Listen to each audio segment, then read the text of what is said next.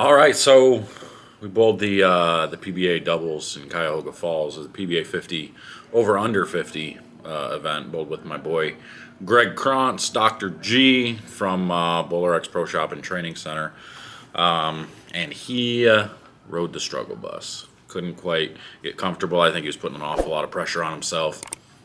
First real event he's bowled with me, other than some small house shot doubles type events. We bowled together, and we made those cuts before, but I think he put a little bit too much pressure on himself today and thought he needed to do a whole lot better than he did. And honestly, I kind of told him going into the event, I'm like, you bowl even, we'll be in good shape. Because this event, I've bowled pretty well in most times. I bowled a few times with Ernie Segura, another local Michigan guy. And the one time that Ernie bowled even or a little better than even, we ended up leading the tournament. I think I bowled like 300 over. So I told Greg, I'm like, you bowl even, we got a chance. And couldn't take enough pressure off of him. I bowled 385 over, averaged about 248 for the day, and it just wasn't enough. We were still probably almost 150 short of the cut, but we struggled, and that's okay, for considering, a lot of we're making changes. He's made some changes to his grip and everything. He bowled good last weekend. He bowled 190 over for, I think, 5 games for the Senior Masters in Michigan. Qualified 5th. So he was going in with a lot of confidence, but I really think he put a lot of pressure on himself. Start getting to PBA events. He starts overthinking, overanalyzing, trying to aim the ball rather than just being aggressive and just throwing it, just rolling it. I came into the event with a pitch change to my fingers. I went from 0 front to back and 3/8 lateral both ways to I changed my middle finger to a half left and a quarter away, and then I changed my ring finger to a quarter right and then a quarter away.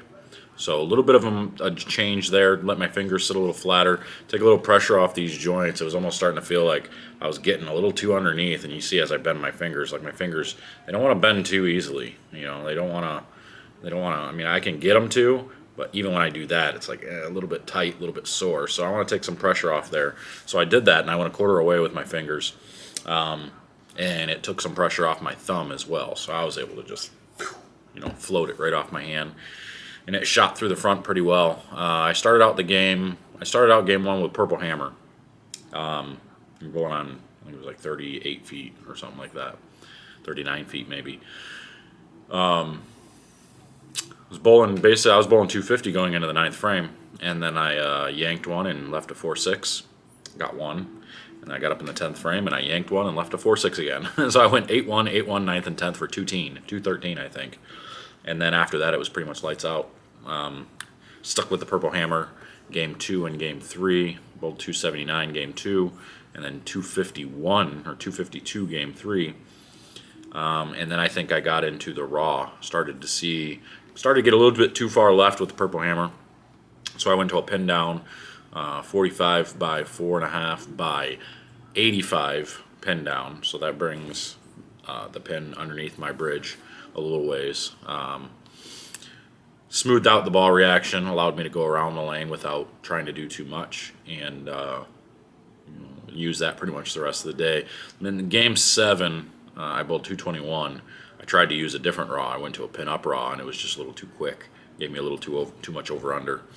So I switched back to the pin down raw going into game 8 and bowled 278. It was like front 5, wrap 10, and then basically sheet. So, I had some chances at some bigger scores, and the crazy thing is I was 385 over, and I was only the second high block for the day. Ronnie Russell bowled 500 over. That's ridiculous. Average 260 something. So crazy block for 8 games to go 500 over. I thought I had a pretty good block, and I felt like I left some out there. I didn't miss any spares or anything, but I definitely felt like I left some pins out there.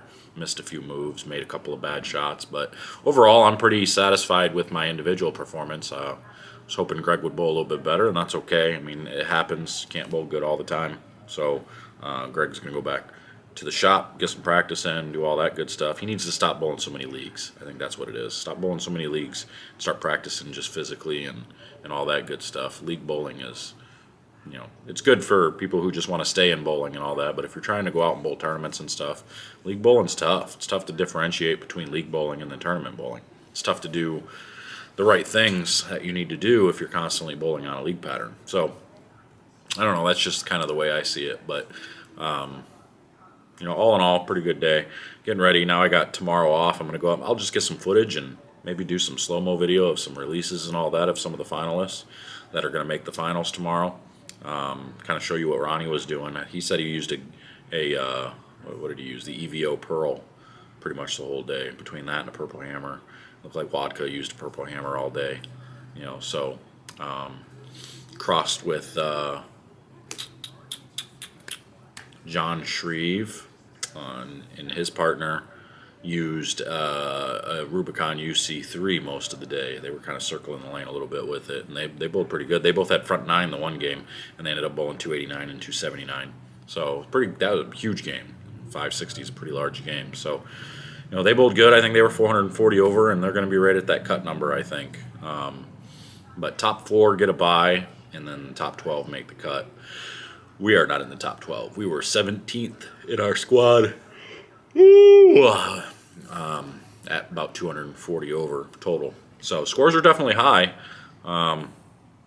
but we'll see what B squad does.